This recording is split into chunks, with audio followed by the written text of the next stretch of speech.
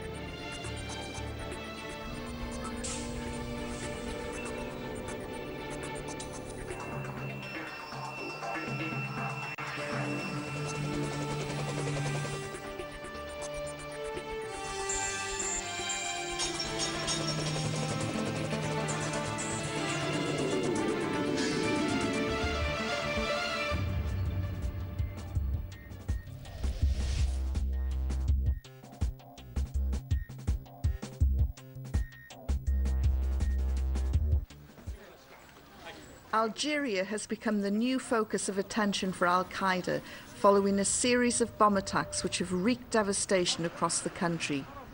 The most recent strike killed 43 people and wounded 38 after a paramilitary training school east of the Algerian capital was targeted.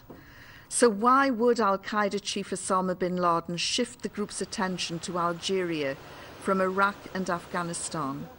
A hint came in a video released in September 2005 by Al-Qaeda's deputy leader Ayman al-Zawahiri, who revealed that the group had joined forces with an Algerian underground network.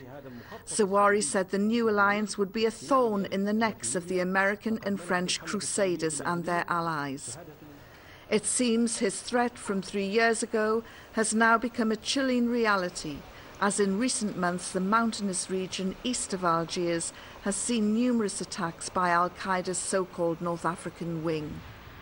Some believe Algeria is being targeted because it is now a major oil and gas supplier to Europe.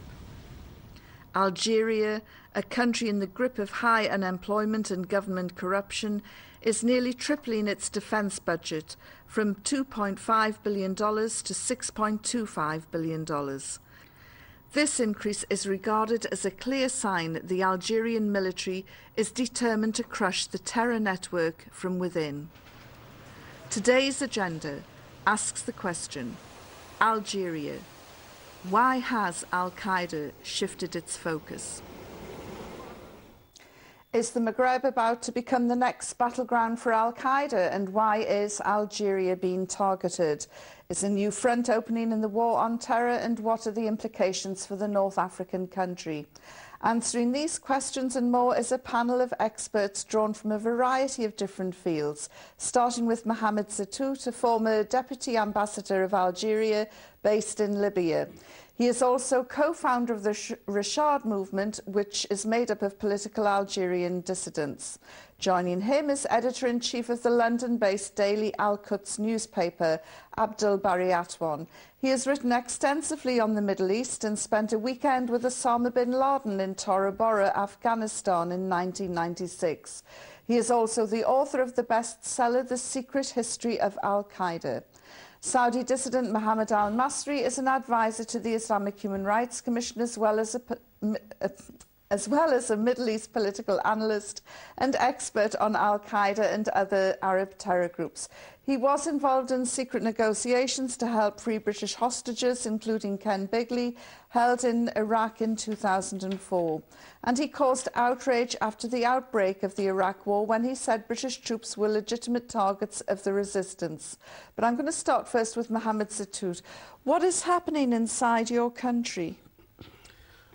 Terrible things. And since nearly 17 years now, since exactly the 11th of January 92, where a handful of generals decided that the Algerian people is not ready enough for democracy, and they cancelled the election, free and fair election, won by the FIS, the Front Islamic Dissali, and they toppled the president, elected president from the FLN, from the other party, the National Party, and they decided to impose emergency law, and we are under emergency law for 17 years nearly now. But that was 17 years ago. Surely there's no connection between what happened then and what is happening now. Definitely. Yeah, definitely. There is no doubt about that at all, because what's happening now, it's the continuation of what happens at that date, the 11th of January, and it was a reaction from some Islamists to the coup. They decided to fight by weapons. They decided to impose their point of view to the military generals by weapons, and we entered to the cycle of violence and counter-violence. Definitely, the first violence, as President Bouteflika himself said 2 years ago, that the first violence was the violence of the coup d'etat, and since that we are on this terrible cycle of violence and counter-violence. Now, I noticed you nodding in agreement there, Mohammed Al-Masri, but Ayman al-Zawahiri, he said 3 years ago that a new war was starting in Algeria. We have to not to exaggerate things. I don't think there's a shifting of the focus. Al-Qaida is an international organization trying to rally Muslims to fight against the what they call Zionist or Crusader Zionist alliance.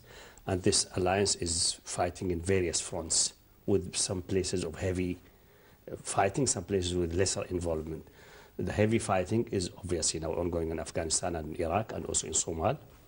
And previously there was this coup d'etat and these problems, but Algeria is also in the forefront of confronting the Crusades since the Middle Ages, late Middle Ages. After the fall of Granada, there was an invasion of the African side of the Mediterranean, and there were counter-attacks. And the Khilafah Uthmaniyya stood together with Algeria very staunchly against European incursions and handed them several massive defeats in time past. 3 kings were killed in the Battle of the Valley of Kings, etc. So this is a very long history. And the Algerian people, because of their make-up, of their mix of Arabs and Berbers, of their mental and characteristics, are genuine fighter. Much more fighting stock than, for example, the Moroccan or the Egyptian. Although it varies from nation to nation. So this is a place where you will have always people ready to confront, ready to fight for their beliefs and for their honor and dignity. So why was the announcement made 3 years ago that this is where a new front is going to open, and then we've seen in this last year an escalation of violence? Because the first wave of violence after the violence of the state, the coup d'etat, or the part of the state, the military, and the counter-violence which deviated and went off tangent by the armed Islamic group, the Jia. I called them already in 1995 the criminal armed group, not the Islamic group. And they went off tangent, became extreme, and their extremism and non-Islamic behavior led to a decline of the activity against the military and really to failure of this first movement.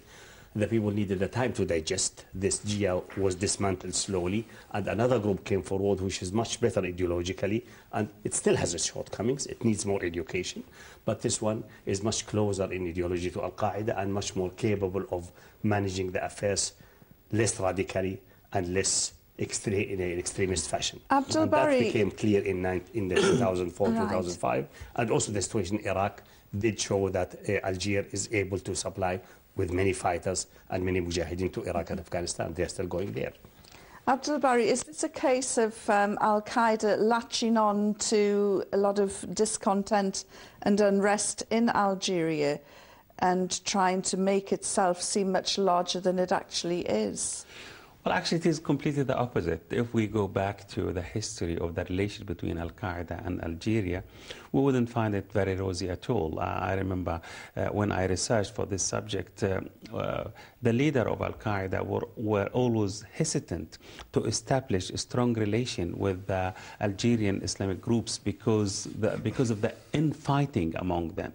And I remember in my research, I discovered that Osama bin Laden sent his envoy, Abu Mus'ab al-Suri to Algeria in order to try to make reconciliation among these groups. So in the end, they gave up. They couldn't actually reconcile them together.